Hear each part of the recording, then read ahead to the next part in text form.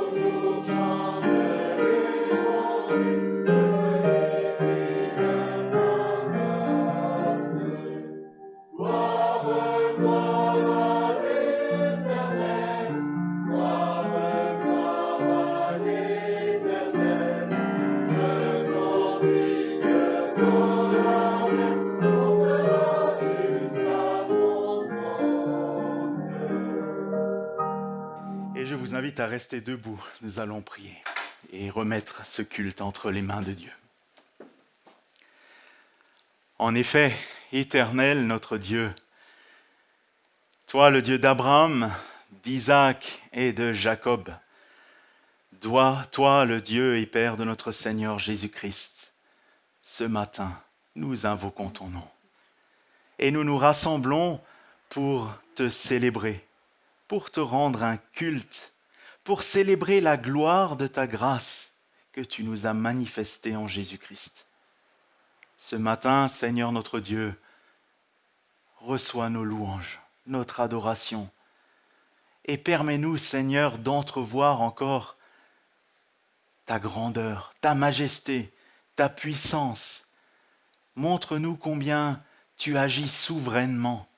Combien toi qui as tout créé, tu as tout créé parfaitement et tes lois sont parfaites, jusque dans les moindres détails. Ô Seigneur notre Dieu, montre-nous les merveilles de ta loi. Seigneur notre Dieu, ce matin, nous voulons te prier aussi d'étendre ta bonne main sur ton Église, que nous représentons ici à Morchevillers-le-Bas. Nous te prions en effet de nous visiter, de nous conduire, de nous garder, de nous protéger. Mais ce que nous prions pour nous, nous le prions pour toute l'Église, qui se rassemble partout sur la terre. Et nous te prions, Seigneur, d'étendre ta main puissante sur tes enfants, et particulièrement là où ils vivent la persécution. Nous te prions, Seigneur, d'accorder grâce, de les garder, de permettre qu'ils puissent tourner leur regard vers toi en rayonnant de joie, et Seigneur, sentir ta main puissante et protectrice. Seigneur, encourage-les comme tu nous encourages, bénis-les comme tu nous bénis, et même, Seigneur, au-delà, Seigneur, dans leur situation, ils doivent sentir ta présence et se réjouir en toi. Père Céleste, nous voulons aussi te prier pour ceux qui ne peuvent pas se joindre à nous, te prier, Seigneur, pour ceux qui sont en vacances, ceux qui sont touchés par la maladie, ceux qui sont retenus à cause de l'âge. Seigneur, étends ta bonne main sur chacun. Et Seigneur, nous te prions aussi pour nos frères et sœurs qui nous suivent en ligne. Seigneur, qu'avec eux, ensemble, malgré la retransmission, nous puissions, Seigneur, nous réjouir en toi. Gloire à toi, Seigneur notre Dieu, en Jésus-Christ, notre Sauveur. Amen. Amen. Je vous invite à chanter un second cantique. Vous pouvez vous installer si vous voulez. Le cantique 26, Éternel, ta fidélité. Éternel, ta fidélité. Alors c'est le cantique 25 et les paroles sont à côté. 26, attention, la troisième strophe se trouve de l'autre côté de la page. Éternel, ta fidélité.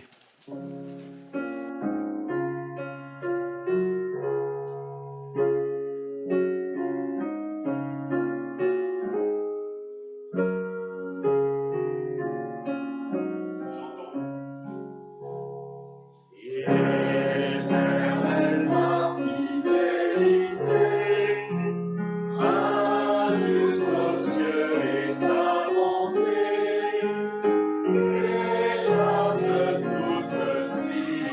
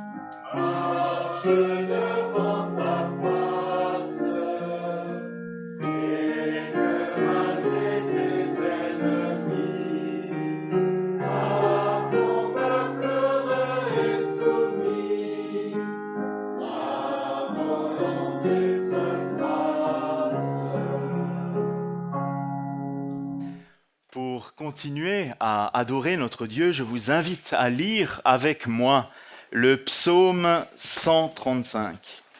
Le psaume 135.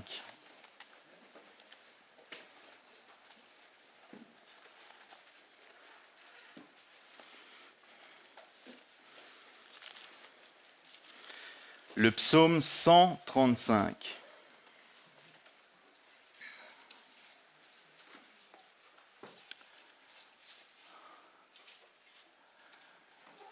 Lisons. Louez l'Éternel, louez le nom de l'Éternel. Louez-le, serviteur de l'Éternel, qui vous tenez dans la maison de l'Éternel, dans les parvis de la maison de notre Dieu. Louez l'Éternel, car l'Éternel est bon. Chantez à son nom, car il est favorable. Car l'Éternel s'est choisi Jacob, Israël, pour qu'il lui appartienne. Je sais que l'Éternel est grand et que notre Seigneur est au-dessus de tous les dieux. Tout ce que l'Éternel veut, il le fait, dans les cieux et sur la terre, dans les mers et dans tous les abîmes. Il fait monter les nuages des extrémités de la terre. Il produit des éclairs et la pluie. Il tire le vent de ses trésors. Il frappa les premiers-nés de l'Égypte, depuis les hommes jusqu'aux animaux. Il envoya des signes et des miracles au milieu de toi, Égypte, contre Pharaon et contre tous ses serviteurs. Il frappa des nations nombreuses et tua des rois puissants. Sion, roi des Amoréens, Og, roi de Basan, et tous les rois de Canaan. Et il donna leur pays en héritage à Israël, à son peuple. Éternel, ton nom subsiste à toujours. Éternel, ta mémoire dure de génération en génération. Car l'Éternel jugera son peuple et il aura pitié de ses serviteurs. Les idoles des nations sont de l'argent et de l'or. Elles sont l'ouvrage de la main des hommes. Elles ont une bouche et ne parlent pas. Elles ont des yeux et ne voient pas. Elles ont des oreilles et n'entendent pas. Elles n'ont pas de souffle dans leur bouche. Ils leur ressemblent, ceux qui les fabriquent, tous ceux qui se confient en elles. Maison d'Israël, bénissez l'Éternel. Maison d'Aaron, bénissez l'Éternel. Maison de Lévi, bénissez l'Éternel. Vous qui craignez l'Éternel, bénissez l'Éternel. Que de Sion l'on bénisse l'Éternel, qui habite à Jérusalem. Louez l'Éternel. Si je peux rajouter une phrase qui n'est pas écrite, maison de l'Évangile, louez l'Éternel. Louez l'Éternel, célébrez son nom, louez-le. Il est notre Dieu, il est le Tout-Puissant. Et ce psaume nous invite à lui rendre grâce et gloire. Et bien entendu, les Israélites qui l'ont chanté en premier, qui l'ont écouté, qui l'ont médité, eux se souviennent de cette première partie de délivrance, de la main puissante de l'Éternel, lui qui fait tout ce qu'il veut dans les cieux, dans la terre, sous la terre, et qui les a délivrés d'Égypte. Et eux savent bien, eux qui sont sortis d'Égypte, savent bien que leur Dieu est différent de ces autres dieux qui sont décrits à la fin, ces idoles qui sont en or, en argent, c'est pas écrit en bois, en terre, en ce que vous voulez, mais qui sont fabriqués de la main des hommes et qui n'entendent pas, ne voient pas, ne respirent pas. Contrairement à l'Éternel, qui entend, qui voit et qui souffle par son esprit puissant. L'Éternel est puissant Et c'est ce qu'on lit au milieu du psaume. Éternel, ton nom subsiste à toujours. Éternel, ta mémoire dure de génération en génération. Et aujourd'hui, au milieu de l'année 2020, nous nous souvenons de l'Éternel. Nous célébrons l'Éternel. Nous nous réjouissons en l'Éternel. Et nous adorons l'Éternel. Et c'est ce que je vous invite à faire maintenant. À nous joindre à ces enfants de Dieu qui maintenant auprès de Dieu célèbrent son nom.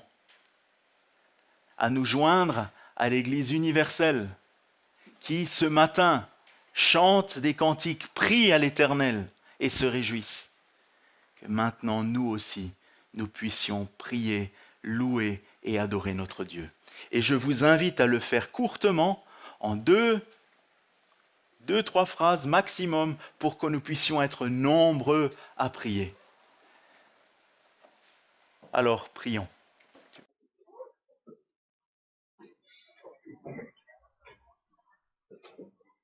Oui, Éternel, tu es le seul vrai Dieu et tu es notre Père.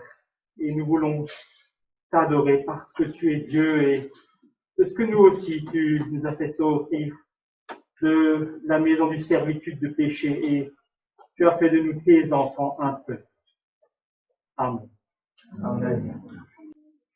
Seigneur notre Dieu, nous te remercions, car comme tu as fait sortir Israël du pays d'Égypte où il était esclave pour le mener dans le pays de Canaan, que tu as donné pour héritage, tu nous as délivrés de l'esclavage du péché et tu nous as sauvés par ta grâce. Et merci pour l'héritage que nous avons dans les cieux, la Canaan céleste vers laquelle nous marchons. Dans le nom de Jésus, nous te prions. Amen. Amen.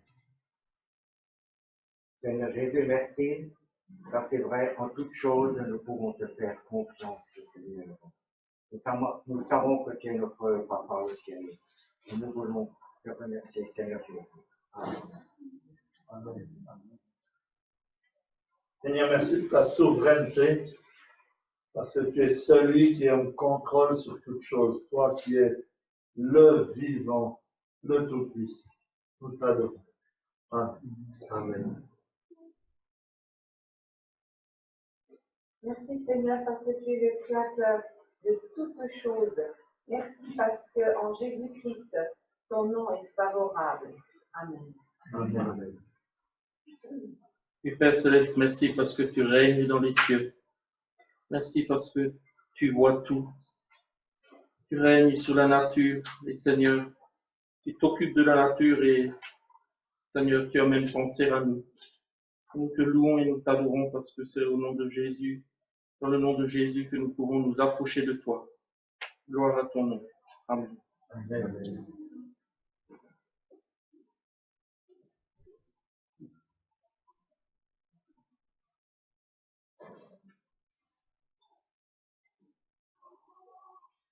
Oui, Éternel, que ton nom est digne, que ton nom est grand, Seigneur. Merci pour ce Dieu créateur qui a, dans son amour, pensé à sa création qui avait déjà chuté. Nous te bénissons, Éternel, parce que tu es admirable, parce que tu es grand, parce que tu es merveilleux, parce que tu es inébranlable. Amen.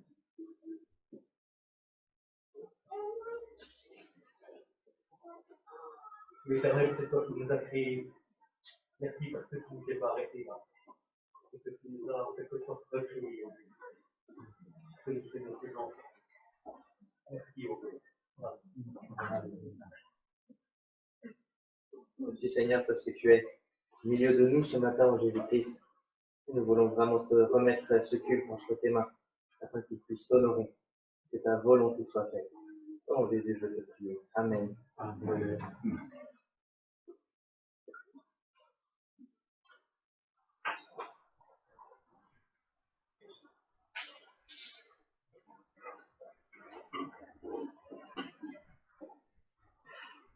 Merci Seigneur pour ton amour et pour tous les bienfaits que tu nous donnes chaque jour.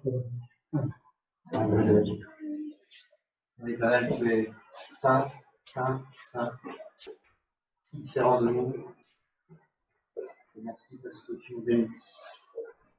Je suis indigne de ta grâce que je chante. Merci pour le cadeau de la vie éternelle. Merci pour le Saint-Esprit qui habite en nous. Merci parce que nous serons avec toi. Amen. Amen. Amen. Amen.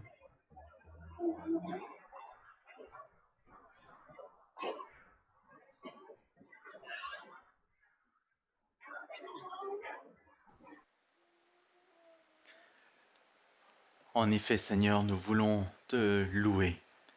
Tu es notre Dieu. Nous voulons louer le nom de l'Éternel, celui qui s'est présenté comme celui qui est à Moïse, à Israël. Et Seigneur, tu es éternel, tu es tout-puissant, tu es glorieux. Et ce matin, ensemble, nous nous réjouissons en toi. Nous voulons ouvrir encore ta parole ensemble, la méditer ensemble, nous réjouir des merveilles de ta grâce, nous rappeler ce que tu as fait pour nous, et particulièrement toujours à nouveau ce que tu as fait en Jésus-Christ pour nous sauver et nous racheter de nos péchés. Ce matin encore, Seigneur, nous savons que nous ne sommes pas parfaits, mais nous savons que chaque matin, nous pouvons venir à toi et poser au pied de ta croix, au trône de la grâce, nos fardeaux. Chaque soir encore, pour reposer nos fardeaux et te demander pardon pour les choses en nous qui sont indignes de toi. Et ce matin encore, Seigneur, que rien en nous ne vienne entacher le beau nom de Jésus, mais que Christ soit glorifié au milieu de nous et qu'il prenne toute la place. Gloire à Jésus-Christ. Gloire à notre Dieu en Jésus-Christ. Amen. Amen. Je vous invite à chanter encore un cantique avant de passer aux lectures. Ce sera le cantique 55 sur les ailes de la foi. Le cantique 55. De Dieu l'amour éternel. Israël s'est rappelé ce que l'Éternel avait fait, comment il les avait délivrés, lui qui règne, lui qui agit, lui qui fait ce qu'il veut. Et maintenant, nous pouvons aussi nous rappeler de cet amour éternel de Dieu. Cantique 55. Chantons. De Dieu l'amour éternel, à mon cœur s'est fait connaître, et je sais qu'il est réel, par l'Esprit qui me pénètre, toute mes terreurs enfouies, une douce paix m'inonde. Ô sécurité profonde, il est à moi, je suis à lui. Ô sécurité profonde, il est à moi, je suis à lui. Avec l'âme, on a chanté, une si mélodieuse.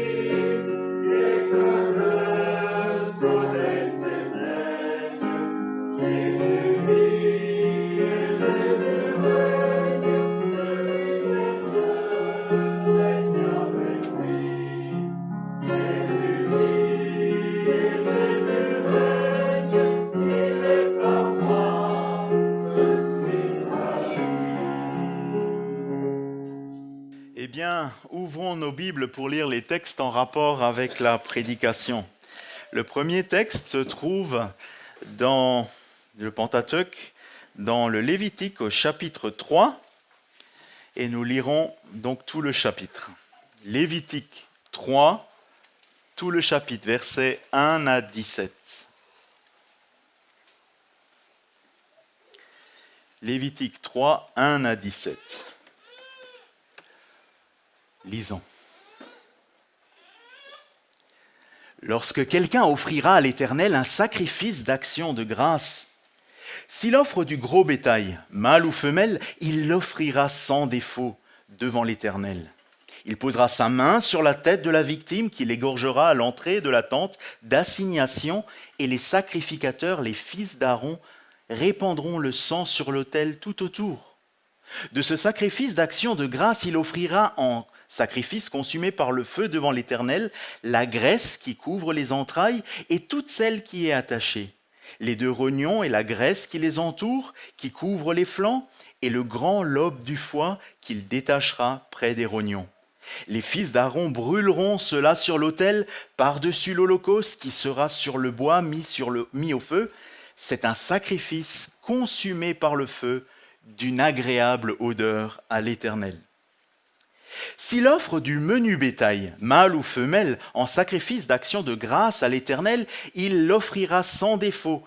S'il offre en sacrifice un agneau, il le présentera devant l'Éternel. Il posera sa main sur la tête de la victime qu'il égorgera devant la tente d'assignation, et les fils d'Aaron en répandront le sang sur l'autel tout autour. De ce sacrifice d'action de grâce, il offrira en sacrifice consumé par le feu devant l'Éternel la graisse, la queue entière, qu'il séparera près de l'échine, la graisse qui couvre les entrailles et toute celle qui est attachée, les 2 rognons et la graisse qui les entoure, qui couvre les flancs, et le grand lobe du foie qu'il détachera près des rognons. Le sacrificateur brûlera cela sur l'autel. C'est l'aliment d'un sacrifice consumé par le feu devant l'Éternel. Si son offrande est une chèvre, il la présentera devant l'Éternel. Il posera sa main sur la tête de sa victime qu'il égorgera devant la tente d'assignation, et les fils d'Aaron en répandront le sang sur l'autel tout autour. De la victime, on offrira en sacrifice consumé par le feu devant l'Éternel la graisse qui couvre ses entrailles et toute celle qui est attachée, les 2 rognons et la graisse qui les entoure, qui couvre les flancs, et le grand lobe du foie qu'il détachera près des rognons. Le sacrificateur brûlera cela sur l'autel. Toute la graisse est l'aliment d'un sacrifice consumé par le feu, d'une agréable odeur à l'Éternel. C'est ici une loi perpétuelle pour vos descendants. Dans tous les lieux où vous habiterez, vous ne mangerez ni graisse ni sang. Jusqu'ici, ce premier texte. Allons maintenant dans le Nouveau Testament, dans l'épître de Paul aux Galates. L'épître de Paul aux Galates. Au chapitre 3, et nous lirons 3 versets. 26 à 29. 4 versets. Galates 3, 26 à 29. Lisons. Car vous êtes tous fils de Dieu par la foi en Jésus-Christ. Vous tous qui avez été baptisés en Christ, vous avez revêtu Christ. Il n'y a plus ni juif ni grec, il n'y a plus ni esclave ni libre, il n'y a plus ni homme ni femme, car tous vous êtes un en Jésus-Christ. Et si vous êtes à Christ, vous êtes donc la descendance d'Abraham, héritier selon la promesse. Et le dernier passage, nous le trouvons dans l'Évangile selon Matthieu, au chapitre 26, Matthieu 26, à partir du verset 20 jusqu'au verset 29. Matthieu 26, du verset 20 au verset 29. Lisons ces 10 versets.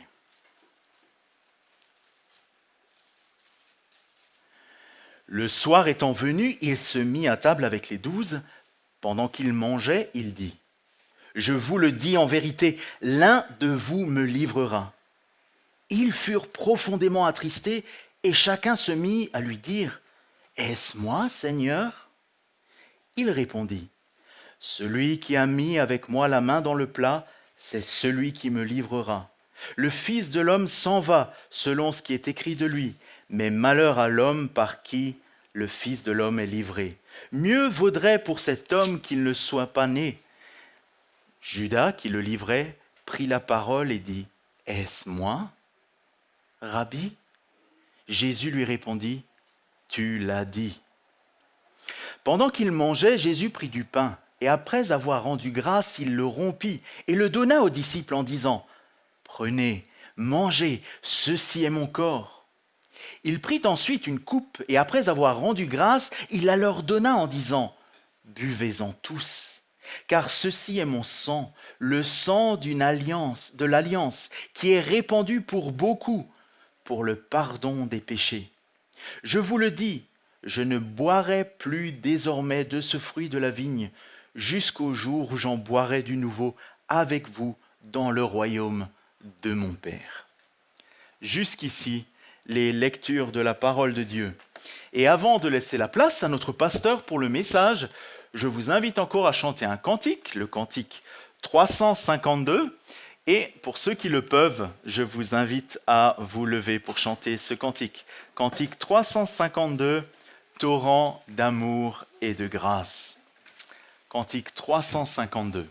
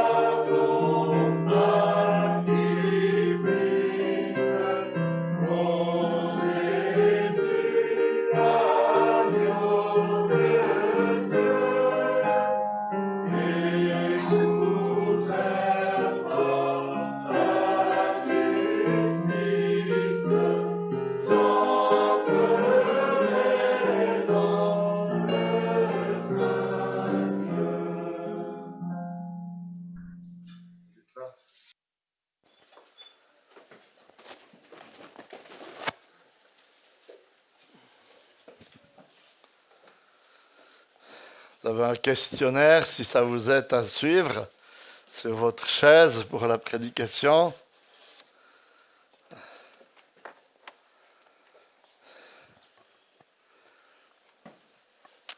Aujourd'hui, on arrive à la fin de notre série sur les 5 sacrifices de l'Ancien Testament. Et le dernier sacrifice, celui qu'on va examiner aujourd'hui, peut avoir plusieurs noms. Ça peut être, comme on l'a vu dans la lecture d'Olivier, le sacrifice d'action de grâce.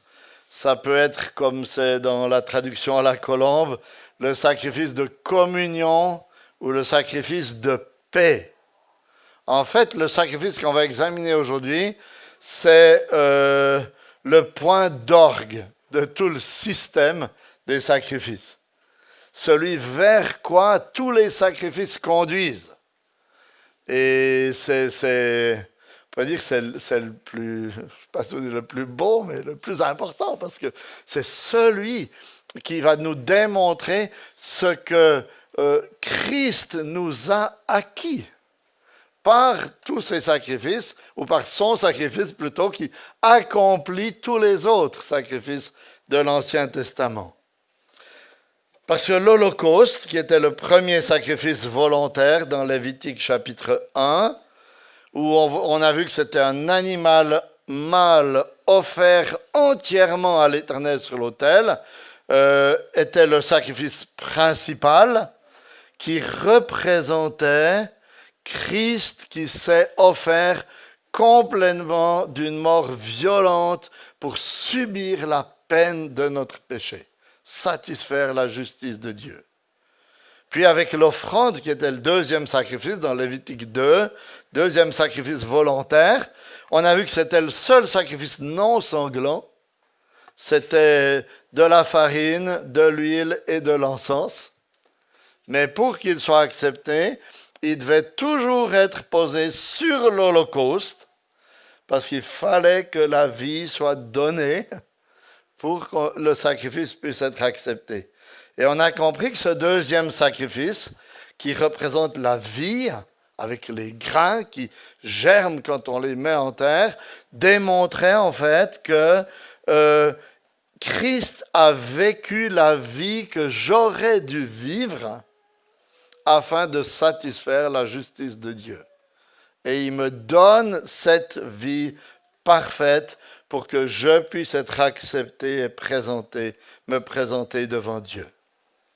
Puis ensuite, nous avons examiné les 2 sacrifices qui étaient offerts de façon obligatoire quand on avait péché. Il y avait le sacrifice de purification au chapitre 4 jusqu'au chapitre 5, verset 13. Et puis le sacrifice de réparation. On a vu avec le sacrifice de purification qu'il était surtout tourné vers Dieu parce que mon péché me souille et appelle la purification par le sang pour que Dieu puisse m'accepter. On a vu avec le sacrifice de réparation qu'il était plutôt tourné vers la personne qui avait été lésée par mon péché. Ça peut être Dieu, mais ça peut aussi être mon prochain, envers lequel je dois réparer et compenser le tort que je lui ai causé par mon péché.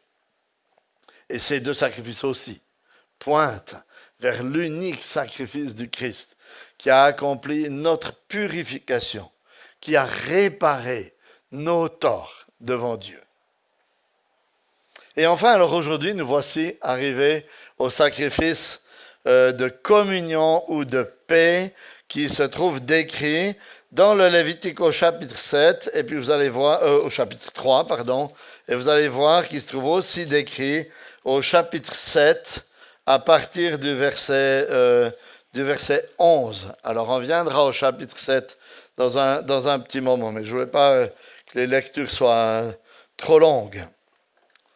Pourquoi est-ce que vous croyez que le sacrifice de communion venait en dernier? Pourquoi est-ce qu'on ne pourrait pas commencer par communier avec Dieu? Mais c'est parce qu'il n'y a aucune paix, il n'y a aucune communion avec Dieu pour l'homme pécheur tant que ses péchés ne sont pas pardonnés.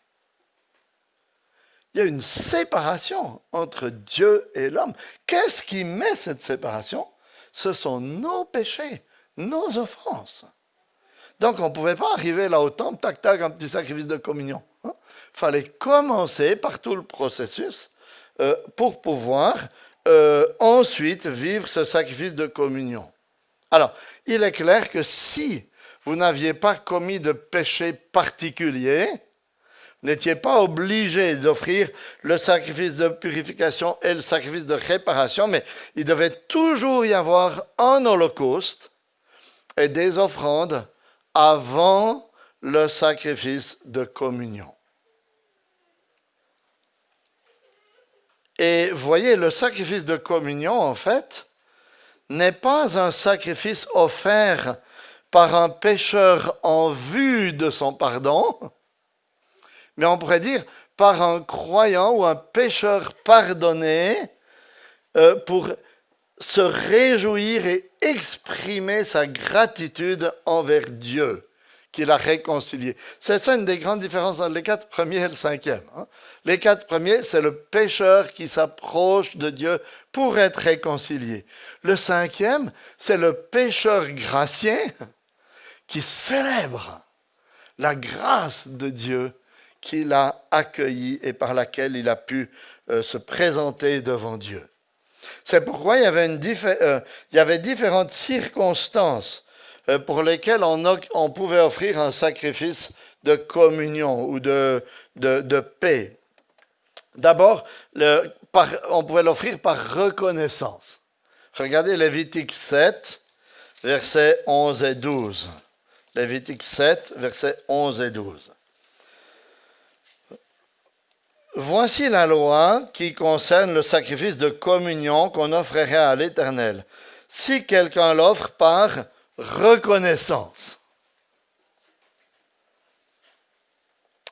Il pouvait aussi l'offrir lors d'un vœu ou lors d'une offrande volontaire pour remercier Dieu, s'engager à son service. Toujours Lévitique 7, mais verset 16 cette fois, regardez.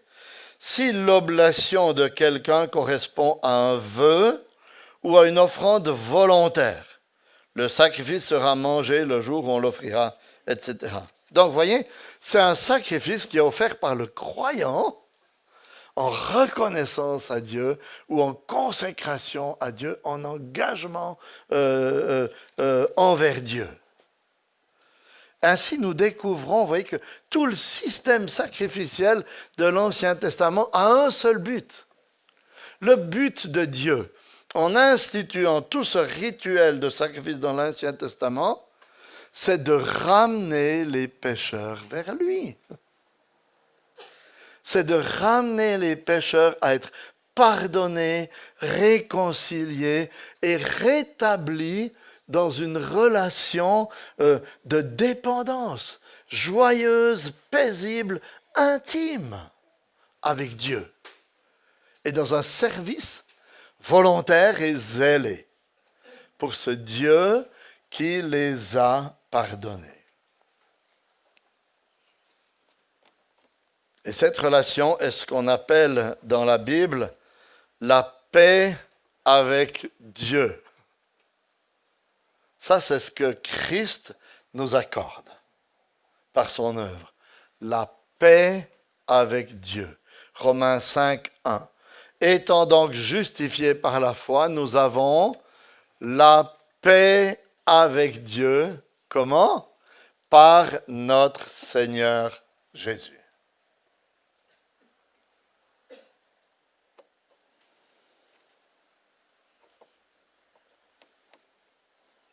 Ce sacrifice de communion, je vous l'ai dit, il n'était pas obligatoirement offert après des sacrifices pour le péché, mais toujours au moins après un holocauste. C'est-à-dire qu'il fallait qu'il y ait du sang versé pour le pardon des péchés avant de pouvoir offrir le sacrifice de communion.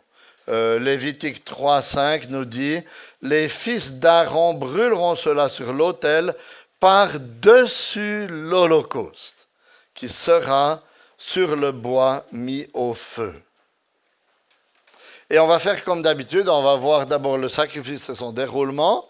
Ensuite, on va voir quelles sont les différentes parties qui sont données. Et ensuite, on tirera des leçons pour notre vie chrétienne d'aujourd'hui à partir de ces sacrifices. D'abord, le sacrifice et son déroulement. Maintenant, quel genre d'animaux étaient employés? Est-ce que vous avez fait attention? Il y avait deux catégories, deux sortes d'animaux. Il y avait du gros bétail, mâle ou femelle, versets 1 à 5 du chapitre 3, versets 1 à 5. Et il y avait du menu bétail, mâle ou femelle, dans les versets 6 à 17. Ça pouvait être un agneau, verset 7, ou ça pouvait aussi être une chèvre, verset 12. Et si vous vous souvenez encore des animaux offerts en holocauste, vous savez que ces animaux étaient offerts, le gros bétail et le menu bétail, par qui? Le gros bétail par les plus riches, le menu bétail par la classe moyenne, et il y avait pour l'Holocauste encore, on ne peut pas dire du petit bétail, mais des tourterelles ou des pigeons, 2 tourterelles ou 2 pigeons qui pouvaient être offerts par les pauvres. Mais ici, il n'y a pas de possibilité d'offrir le sacrifice du pauvre. Pourquoi vous croyez? C'est parce qu'en fait, tout le monde mangeait de ce sacrifice de communion, comme on va le voir tout à l'heure. Il y avait une part pour Dieu, il y a une part pour les sacrificateurs, et il y a une part pour toute la famille réunie alors qu'elle célèbre le sacrifice. Et je ne sais pas si vous avez déjà essayé de partager 2 pigeons en 12 morceaux. Il ne reste pas grand-chose à ranger, n'est-ce pas? Alors, comment un pauvre pouvait-il jouir de ce repas de communion avec Dieu s'il n'avait pas les moyens d'offrir un tel repas? C'est parce qu'en fait, il était invité par les autres. Parce que Dieu a commandé, on verra ça tout à l'heure, mais que la viande qui revenait à la famille soit toute mangée le premier jour ou dans certains cas le 2e jour, mais à partir du 3e jour, toute la viande devait être brûlée. Lévitique 7, 15 à 17, je vous lis ça. Lévitique 7, verset 15. La chair du sacrifice de reconnaissance et de communion sera mangée le jour de son oblation. On n'en laissera rien jusqu'au matin. Si quelqu'un offre un sacrifice pour l'accomplissement d'un vœu ou comme offrande volontaire, la victime sera mangée le jour où il l'offrira, et ce qui en restera sera mangé le lendemain. Ce qui restera de la chair de la victime sera brûlé au feu le 3e jour. Vous avez déjà essayé de manger la moitié d'un bœuf ou d'un veau, ou même d'un agneau ou d'une chèvre en famille en 2 jours? Il faut beaucoup de courage, n'est-ce pas? Alors, qu'est-ce qu'on faisait? Qu'est-ce qu'on peut faire? Inviter. Inviter, inviter. Inviter des pauvres, inviter des orphelins, inviter des amis, inviter la famille élargie à partager le repas avec l'adorateur et sa famille. Et c'est comme ça que le sacrifice de communion se passait. Et c'est ainsi, vous voyez, que ce repas de communion prenait tout son sens et que les pauvres participaient aussi aux réjouissances sans dépenser 1 centime. Et ce repas est le repas, on a un exemple de ce genre de repas lorsque Elkana montait une fois par année avec ses femmes au début du premier livre de Samuel au sanctuaire et qui mangeait et qui donnait des parts à chacun. Et qui donnait une double part à Anne qui était stérile. C'est ce repas de communion dont il s'agissait, où chacun pouvait en manger. La seule condition pour y participer était d'être pur. C'est ce qui est dit dans Lévitique 7, versets 20 et 21. Regardez. Lévitique 7, versets 20 et 21. Verset 19 déjà, excusez. La chair qui a touché quelque chose d'impur ne sera pas mangée. Elle sera consumée au feu. Quant à la chair, quiconque est pur peut manger de la chair. Mais celui qui se trouve en état d'impureté mangera de la chair du sacrifice de communion qui appartient à l'Éternel. Celui-là sera retranché de son peuple. Et celui qui touchera quelque chose d'impur, une souillure humaine, un animal impur, une impureté abominable quelconque, et qui mangera de la chair du sacrifice de communion qui appartient à l'Éternel, celui-là sera retranché de son peuple. Donc, une personne qui était impure, on dit cérémoniellement, parce qu'elle avait touché un cadavre ou touché un excrément humain ou des choses comme ça, n'avait pas le droit de manger avant de s'être purifié. Donc ça, c'est pour le genre d'animaux. Maintenant, quel était le sexe des animaux employés? On a déjà remarqué dans les autres sacrifices que le sexe des animaux avait une grande importance. Pour l'Holocauste, ça devait être un mâle, parce qu'il représentait Christ qui se donnait totalement en sacrifice pour nous. Pour le sacrifice de purification, on a vu qu'il s'agissait d'animaux de sexes différents. Des mâles pour les personnes qui étaient en autorité et des femelles pour des personnes qui étaient sous autorité. Parce que ces animaux, vous voyez, représentaient les personnes qui les offraient et le rôle qu'elles avaient, même dans la société. Et qu'est-ce qu'on découvre ici? Que le sexe de l'animal, mâle ou femelle, est indifférent dans ce sacrifice de communion. C'est le seul sacrifice, c'est comme ça. Pourquoi vous croyez? Sans doute pour symboliser que les hommes et les femmes ont un même accès à Dieu, jouissent de la même richesse, de la même intimité du salut avec Dieu. Maintenant, troisième question. Qu'est-ce que Dieu exigeait de l'adorateur et du sacrificateur? Et là, je vais faire vite parce que c'est très semblable à ce qu'on a déjà vu pour l'Holocauste et même pour les sacrifices de purification et de réparation. L'adorateur devait amener l'animal au tabernacle ou au temple. Chapitre 3, versets 1, 7, 12. Ensuite, comme les autres fois, il pressait sur la tête de l'animal en signe d'identification à l'animal. Chapitre 3, versets 2, 8, 13. Ensuite, il égorgeait l'animal, versets 2, 8, 13 toujours, et le sacrificateur récoltait le sang qui versait autour de l'autel.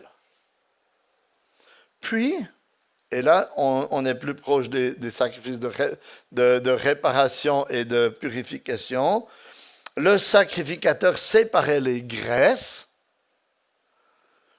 et les offrait à l'Éternel en les déposant sur la viande de l'Holocauste qui brûlait déjà sur l'autel. Versets 3 à 5, versets 9 à 11, 14 à 16. En même temps, le sacrificateur offrait des gâteaux dont une partie était déposée sur l'autel, ou plutôt l'adorateur, offrait des gâteaux, une partie était déposée sur l'autel, l'autre était pour les sacrificateurs qui pouvaient manger après. Ça c'est chapitre 7, versets 12 à 14. Puis le sacrificateur et l'adorateur, avec sa famille, ses amis, mangeaient dans le tabernacle ou le temple. Chacun la partie qui lui était réservée. Et on va y revenir dans un instant. Ainsi, c'est un repas d'intimité avec Dieu qui était célébré. C'est par un repas qu'on célébrait l'intimité avec Dieu. Parce qu'en Orient, un repas a valeur d'alliance. Et vous voyez, lorsque vous avez mangé avec une personne, vous êtes engagé envers elle et vous n'avez même plus le droit de la trahir. Voilà pour le sacrifice et son déroulement. Maintenant, la répartition des portions du sacrifice. Ça va être assez rapide. Et puis après, j'aurai une partie plus longue pour les applications pour nous aujourd'hui. Quelle part du sacrifice revenait à Dieu? Chapitre 3, versets 3 et 4, la graisse. J'ai déjà expliqué la dernière fois, ou les dernières fois, que les graisses, c'était la meilleure partie. Et je suis content de ne pas avoir vécu dans cette culture, parce que ce n'est pas forcément mon avis, mais c'est comme ça. Hein. Les graisses, c'était la meilleure partie. C'était la partie qu'on réservait à la personne qu'on désirait honorer. Si on avait un invité, c'est à lui qu'on donnait la graisse. Vous voyez, quand on est pasteur, si on est trop souvent invité et qu'on n'aime pas la graisse, c'est compliqué. Hein. Et c'était cette part qui était déposée sur l'Holocauste pour être brûlée en l'honneur de l'Éternel. Parce qu'on disait à Dieu, à toi l'honneur, à toi la gloire, à toi la meilleure part. Parce que c'est toi qui nous as réconciliés avec toi-même en nous donnant ce rituel de sacrifice. Maintenant, quelle part de l'animal revenait au sacrificateur? Chapitre 7, verset 31, il est dit, « Le sacrificateur brûlera la graisse sur l'autel et la poitrine sera pour Aaron et pour ses fils. » Il y avait la poitrine qui était, comme on dit, dédiée, elle était présentée devant Dieu, mais reprise pour les sacrificateurs. Donc, c'était un peu un signe, si vous voulez, je la donne à Dieu, mais moi, sacrificateur, en tant que représentant de Dieu, je la mange comme pour démontrer, parce que Dieu ne mange pas, n'est-ce pas, sur l'autel. Donc, comme pour dire, Dieu mange avec vous, le représentant de Dieu mange avec vous.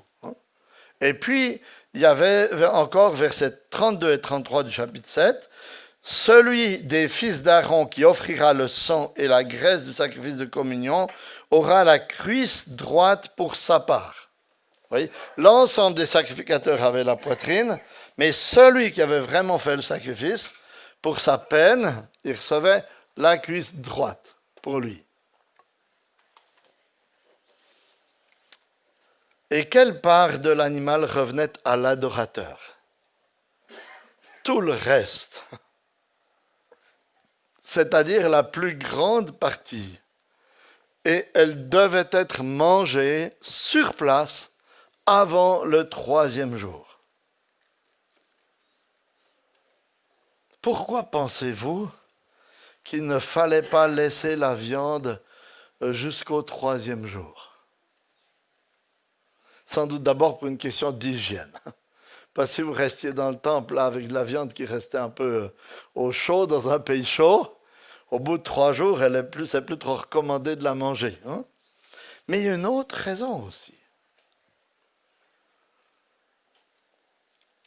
Il est dit au chapitre 7, verset 18, « Dans le cas où quelqu'un oserait manger de la chair de son sacrifice de communion le 3e jour, le sacrifice ne sera pas agréé, il ne sera pas tenu compte, et celui qui l'a offert, à celui qui l'a offert, et ce sera une chose impropre, et celui qui en mangera portera le poids de sa faute. » L'idée ici, vous voyez, c'est que si on en mangeait le 3e jour, ça annulait tout le processus de sacrifice.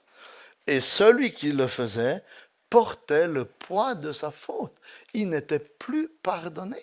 Il était coupable aux yeux de Dieu.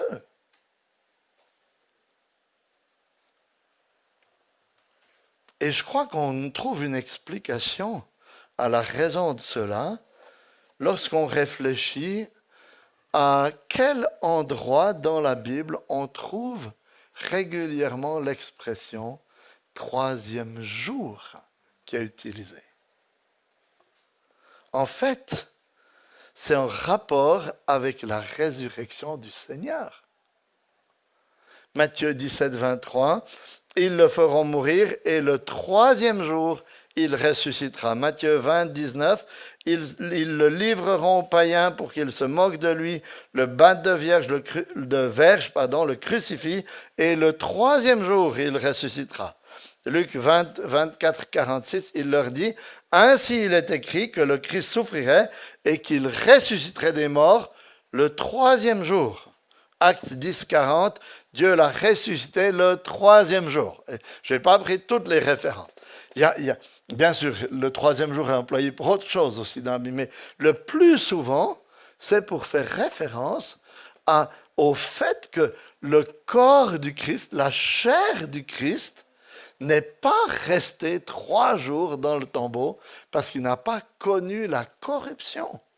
Et vous voyez, je pense qu'on a là une préfiguration encore du fait que si Christ n'est pas ressuscité des morts, si on mange de la viande du sacrifice le troisième jour et le quatrième, c'est comme si on niait cette réalité, on porte le poids de sa faute. Parce que c'est à cause de la résurrection du Christ, pas seulement de sa mort, qu'on est pardonné. Parce que c'est par sa résurrection que Dieu prouve que l'œuvre du Christ est efficace. Ainsi, vous voyez, Dieu n'a pas voulu que le sacrifice de communion puisse être célébré avec de la viande qui avait plus que 3 jours, parce que notre Seigneur est ressuscité au matin du 3e jour. Voilà donc pour le sacrifice et son déroulement, pour la répartition des différentes parties. Et maintenant, on en vient aux leçons à tirer de ce sacrifice pour notre vie chrétienne. Ce dernier sacrifice nous fait découvrir la richesse de la relation que nous avons avec Dieu grâce à l'œuvre de Jésus-Christ. Et sans doute qu'on préfère beaucoup plus que 4 aspects. Je me limite à 4 aspects ce matin pour qu'on découvre le privilège immense qu'on a d'être au bénéfice du sacrifice de Jésus-Christ. Le premier aspect, c'est que nous sommes rachetés pour vivre éternellement en communion avec Dieu.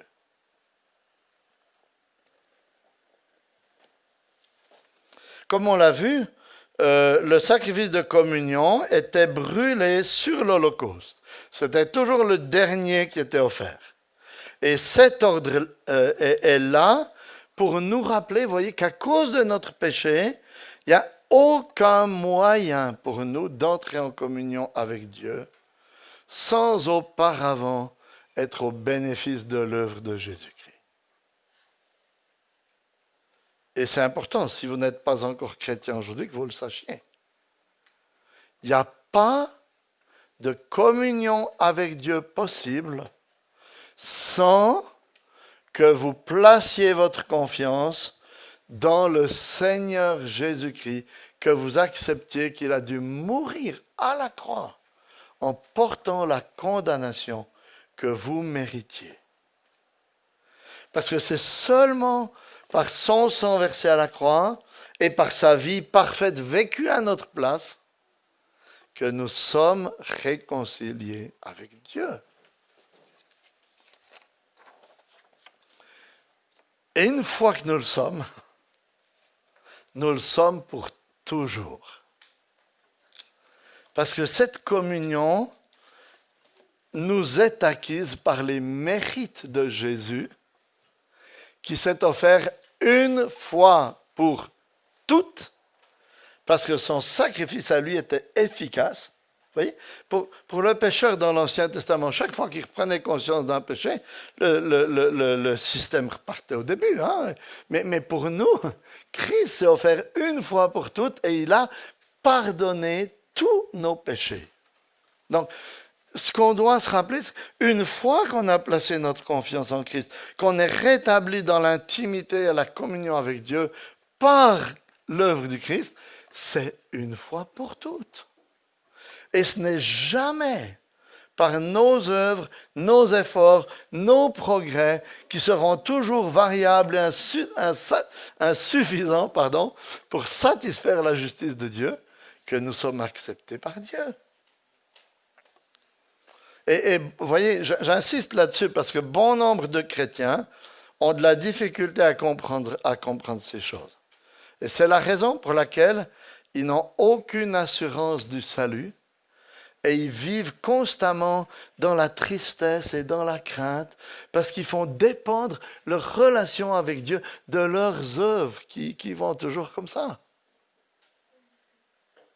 Alors que les affirmations de la parole de Dieu sont claires et catégoriques. Il n'y a donc maintenant aucune condamnation pour ceux qui sont en Christ Jésus. Romains 8, 1. Il y a combien de condamnations? Aucune, zéro. 2 Corinthiens 5, 17, 18. Si quelqu'un est en Christ, il est une nouvelle création. Les choses anciennes sont passées. Toutes choses sont devenues nouvelles. Et tout cela vient de Dieu qui nous a réconciliés avec lui par Christ. Combien de choses sont devenues nouvelles? 3, 4, toutes choses sont devenues nouvelles. Alors ça ne veut pas dire qu'on ne pêche plus, mais ça veut dire que notre statut d'être entré dans l'intimité avec Dieu ne changera plus jamais. La communion avec Dieu, la paix avec Dieu est le nouveau statut de celui qui s'approche de Dieu en Christ. Et cette paix, bien sûr, est à cultiver en nous séparant du péché dans notre vie. Mais ce péché, vous voyez, qu'on commet chaque jour, chacun, ne remet pas en question notre statut d'enfant de Dieu. Ce péché que nous commettons, il nous prive seulement de sa présence sensible, tant que nous en avons confiance du péché. Un petit peu, vous voyez, comme les nuages qui nous cachent la face du soleil. Le soleil, il est toujours là, mais on ne le voit plus, on croit même qu'il n'existe plus parfois en hiver. Hein? Mais il est toujours là, avec la même chaleur.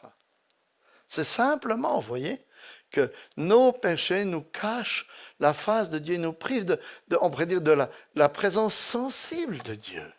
Mais ça ne remet pas en question notre statut d'enfant de Dieu.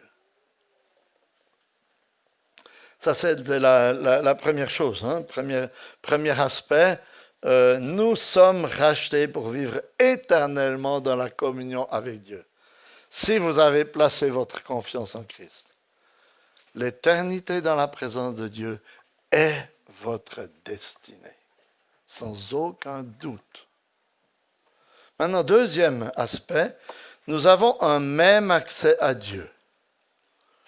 Parfois, on a l'impression que certaines personnes croient que la prière du pasteur ou des anciens a une plus grande efficacité que la leur. Ou alors que les riches ont un accès plus facile à Dieu que les pauvres. C'est complètement faux, mes chers amis.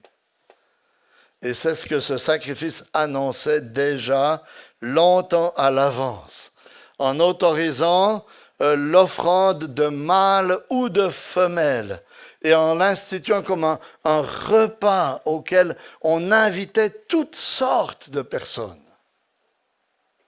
Et cette vérité est soulignée par un verset du Nouveau Testament souvent mal compris aujourd'hui. C'est le verset de Galates 3, 28 qu'on a lu tout à l'heure, dans lequel il est dit « Il n'y a plus ni juif ni grec, il n'y a plus ni esclave ni libre, il n'y a plus ni homme ni femme, car vous êtes tous un en Jésus-Christ. » Ce n'est pas un verset qui dit qu'il n'y a plus de nationalité, qui dit qu'il n'y a plus de sexe, que chacun peut faire ce qu'il veut, que les hommes peuvent devenir enceintes. Ce n'est pas du tout ça.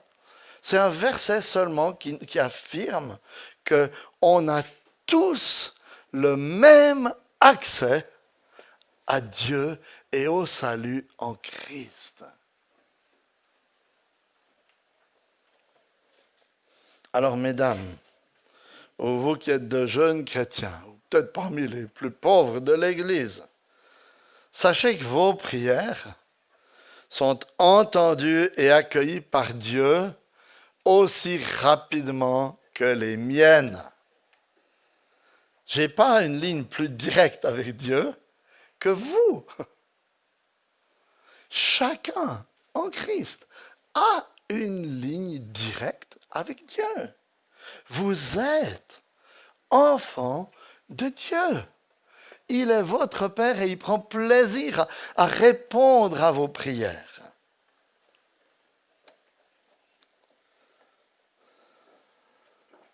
Vous voyez, parce que notre accueil par Dieu ne dépend jamais de ce que nous sommes, de ce que nous avons ou de ce que nous faisons, mais toujours de ce que Christ a fait pour nous. Alors, qui que vous soyez, quand vous priez, souvenez-vous que Christ a accompli tout le rituel des sacrifices pour que vous soyez rétablis dans cette relation d'intimité avec Dieu. Troisième aspect, nous sommes rachetés pour célébrer la communion avec Dieu. On a découvert comment ce sacrifice, le dernier, était celui qui réunissait tout le monde dans un même lieu autour d'un même repas. Dieu mangeait, enfin, la meilleure part était sur l'autel pour lui.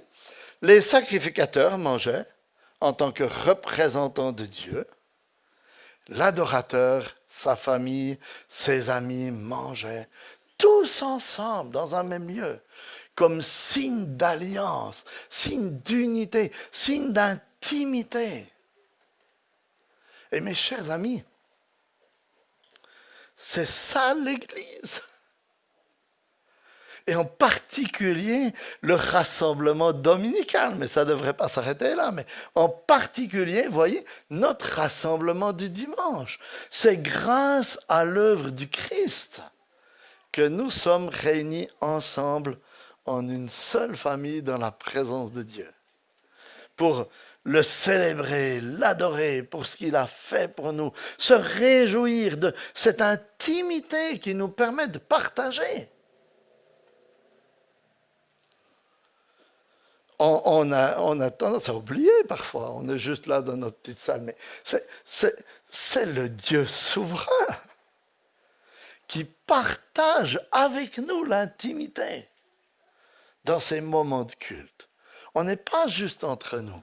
Et on se rappelle ce que Christ a fait pour que nous puissions, nous qui étions éloignés, nous puissions être proches, rassemblés dans l'intimité du Dieu trois fois saint.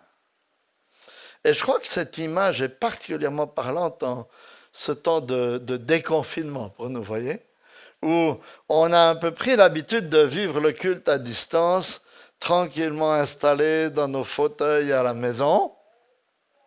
Alors, c'est vrai, il y a des exceptions. Et pour vous qui êtes avec Zoom ce matin, je le comprends. Il y a des gens âgés, il y a des gens malades, il y a des gens qui aimeraient être là et qui ne peuvent pas parce qu'on a refusé qu'ils soient là ce matin à cause du manque de place. Mais vous voyez, il faut qu'on apprenne à se réjouir d'être ensemble.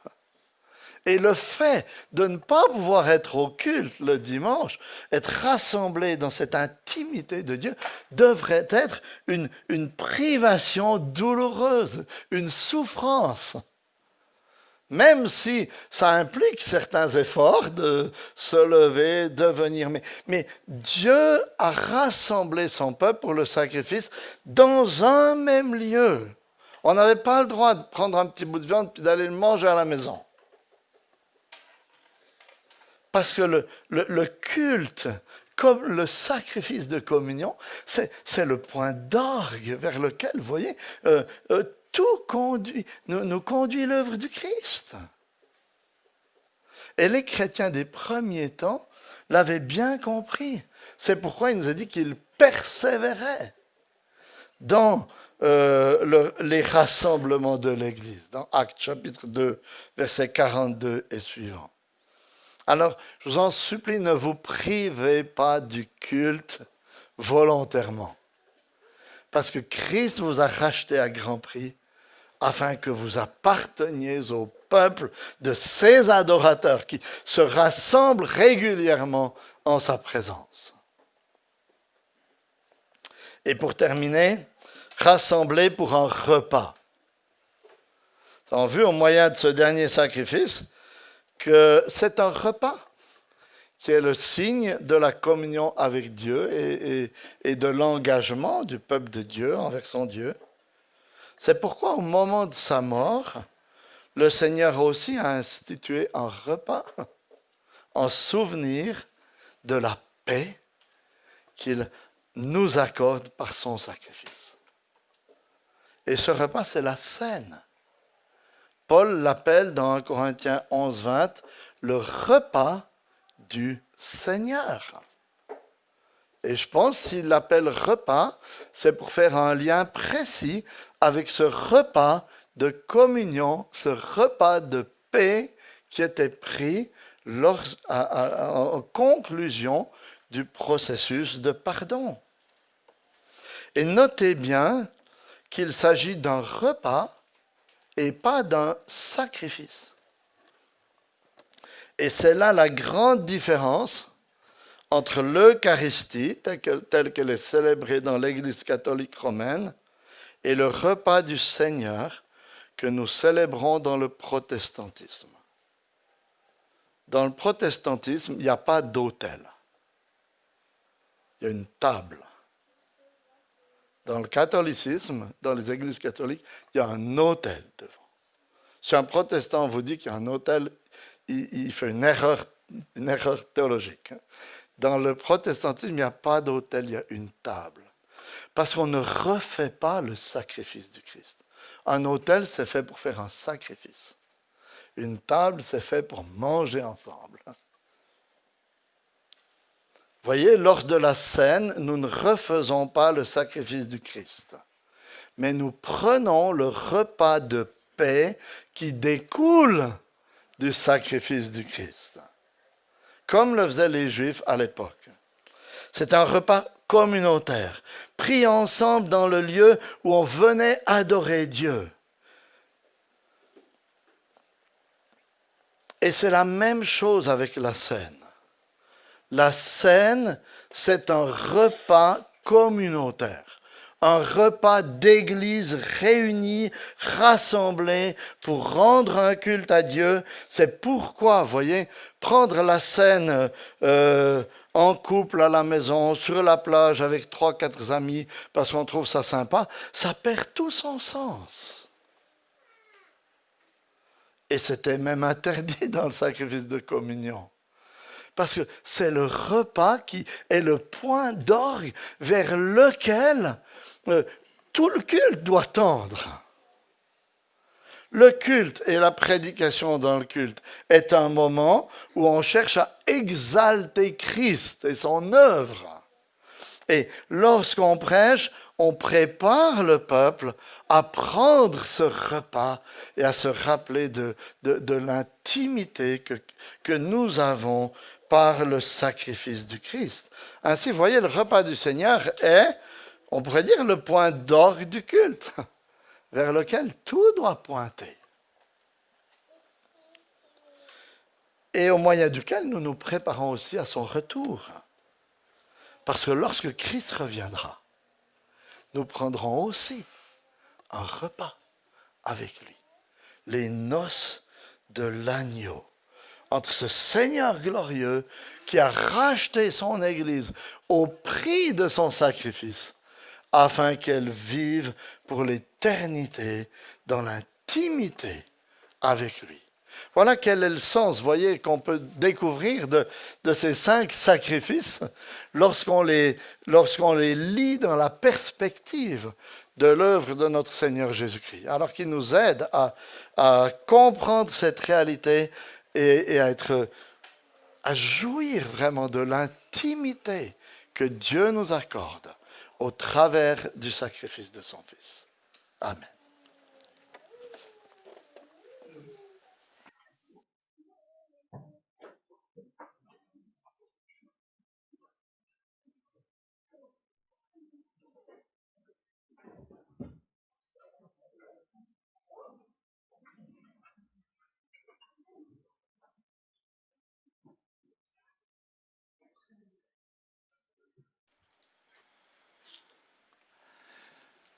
Je vous invite à chanter un cantique, ce sera le cantique 282. Grand Dieu, ta souveraine grâce. Et je vous invite toujours, c'est toujours le cas quand nous chantons un cantique. C'est bien de chanter juste, si vous le pouvez, mais c'est surtout bien de réfléchir aux paroles que vous chantez. Parce que ces cantiques sont avant tout des prières. Et nous nous rappelons de ce que le Seigneur a fait, comme nous l'avons encore, et nous avons été rappelés ce matin de cette œuvre du Seigneur Jésus-Christ. Alors je vous invite à chanter ce cantique comme une prière, Grand Dieu, ta souveraine grâce. Et je vous invite, pour ceux qui le peuvent, à vous lever pour chanter le 282. 282.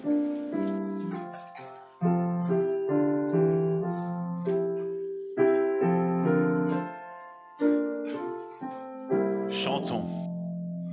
Dieu, ta souveraine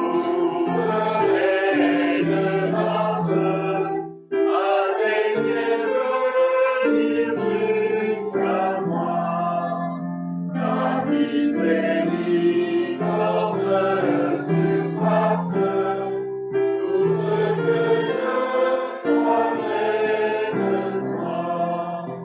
La louange de ta grâce s'élève l'hymne de ma foi, s'élève l'hymne de ma foi. Jamais mérité ta colère, et j'ai trouvé grâce à tes yeux. Pour moi, ton Fils sur le calvaire a versé son sang précieux. Oh, grâce ineffable mystère, qui s'ouvre la porte des cieux, qui m'ouvre la porte des cieux. Hélas, dans ma folie extrême, Seigneur, je ne te cherchais pas. Tu es venu me chercher toi-même, ta grâce a brillé sur mes pas. Maintenant, ô Père, je t'aime, et je suis heureux dans tes bras, et je suis heureux dans tes bras. Ma coupe est pleine, elle déborde, Dieu m'a fait grâce au plein bonheur. J'exalte la miséricorde de mon Père et de mon Sauveur. Et pour les bienfaits qu'il m'accorde, je réponds devant lui mon cœur, je réponds devant lui mon cœur. Tu me ravivras ma joie, de l'enfer je m'appellerai fort. Ta grâce illumine ma voie, elle me mène vers le port.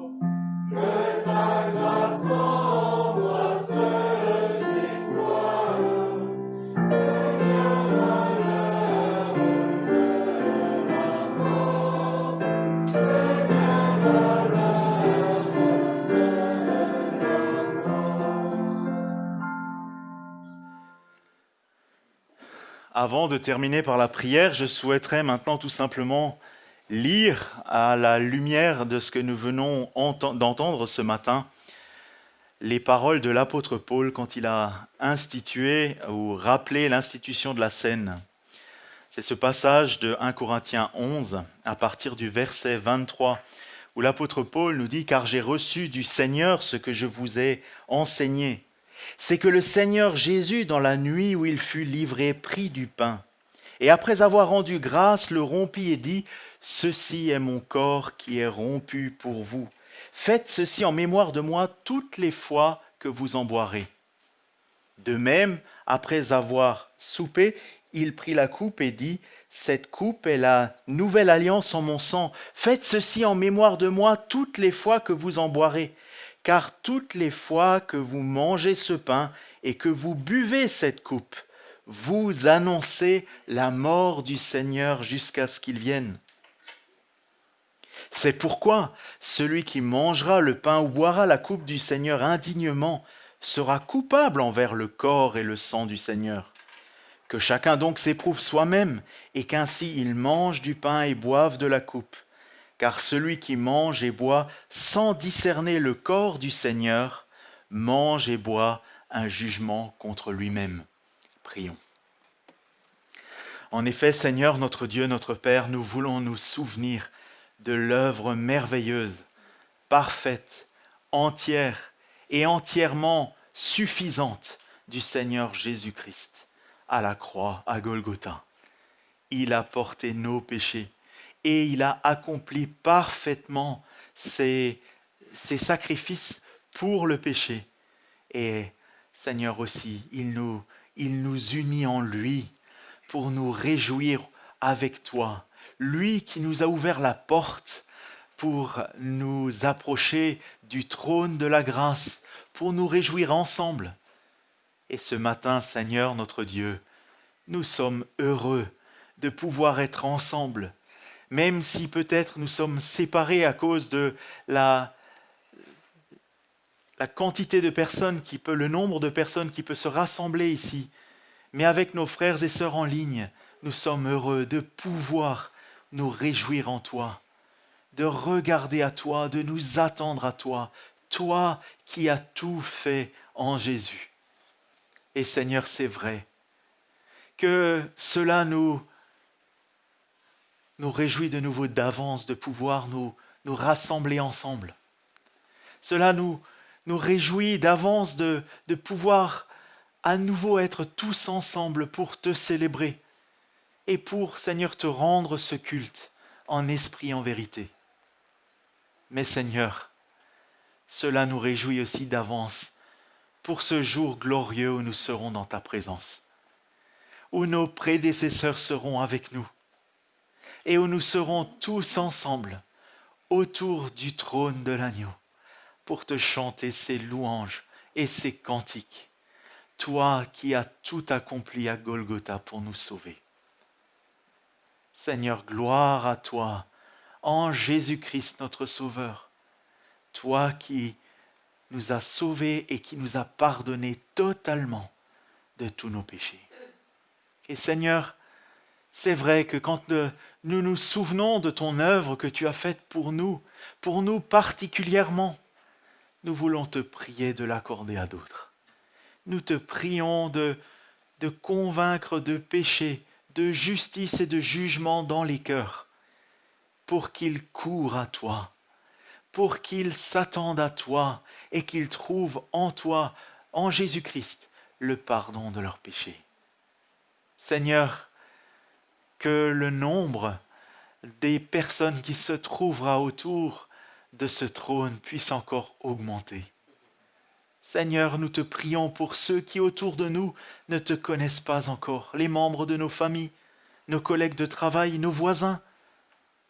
Seigneur, ceux que nous croisons dans la rue, accorde grâce et accorde particulièrement encore cette grâce pendant ces temps de confinement, de Covid. Tu vois, Seigneur, que les réunions sont compliquées. Mais Seigneur, cela nous fait nous réjouir d'avance et avoir hâte d'être un jour réunis à nouveau, et particulièrement un jour dans le ciel. Seigneur, nous te demandons tout cela dans le nom glorieux du Seigneur Jésus, en te demandant, Seigneur, de faire luire ta face sur nous et de nous accorder ta grâce, de faire luire ta face sur nous et de nous accorder cette paix que nous trouvons en Jésus seul. Gloire à toi en Jésus. Amen. Amen. Installez-vous. Il y a plusieurs annonces. Je vais donner les annonces pour la semaine et je vais laisser la place à Olivier pour la suite. Ouais. Donc, il y a le pique-nique cet après-midi. Je laisserai Olivier parler tout à l'heure. Moi, je n'ai pas trop suivi. Il y a mercredi soir une réunion d'études bibliques. Encore une réunion d'études bibliques puisque notre pasteur sera absent ensuite. Et il y a dimanche prochain de nouveau le culte. Donc, bonne semaine à chacun et que le Seigneur vous bénisse et vous encourage. Donc, je laisse la parole à Olivier.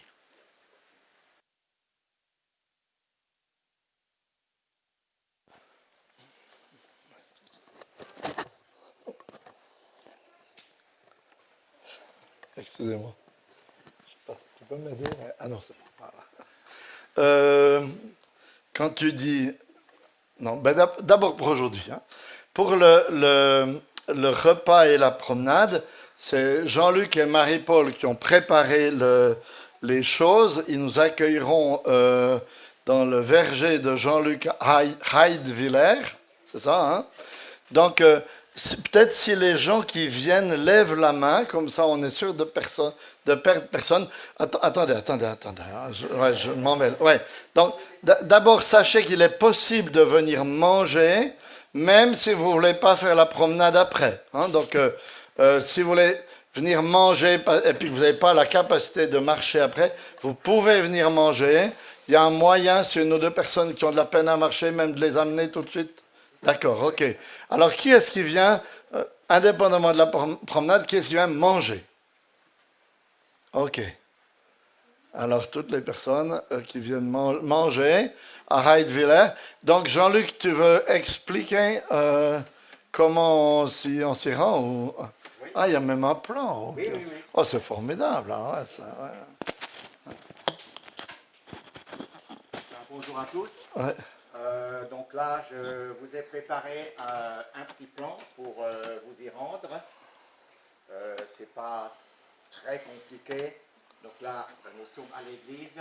Vous prenez à gauche, marchez vers le bas, Heimsbrunn, Galfing, Sperbar-le-Haut. Au croisement Sperbar-le-Haut, vous prenez à gauche vers Sperbar-le-Bas. Vous continuez direction Altkirch. À un moment donné, vous allez traverser le canal de Rhône-Rhin. Vous arrivez à un rond-point. À ce rond-point, vous prenez à votre gauche, vous longez le canal et à 500 mètres après le rond-point, vous avez donc un parking où il y aura le départ de la marche. Pour ceux qui vont marcher. Pour les autres, on va déjà se rendre là-bas et puis je vais les emmener en voiture près de l'endroit du pique-nique. Donc ceux qui veulent un tracé... voilà. Ça, c'est depuis l'église, ce tracé-là? Ça, c'est depuis l'église, oui. Ça, alors, c'est formidable, ouais. D'accord, très bien, ouais. Ça me rendra service. Si les chauffeurs veulent en prendre un, oui. Comme ça, on sera sûr d'être tous au même endroit. Voilà. Alors, si vous voulez vous regrouper dans des voitures, vous pouvez le faire aussi, organiser un peu entre vous, hein, si jamais. Donc, ça, c'est pour tout de suite.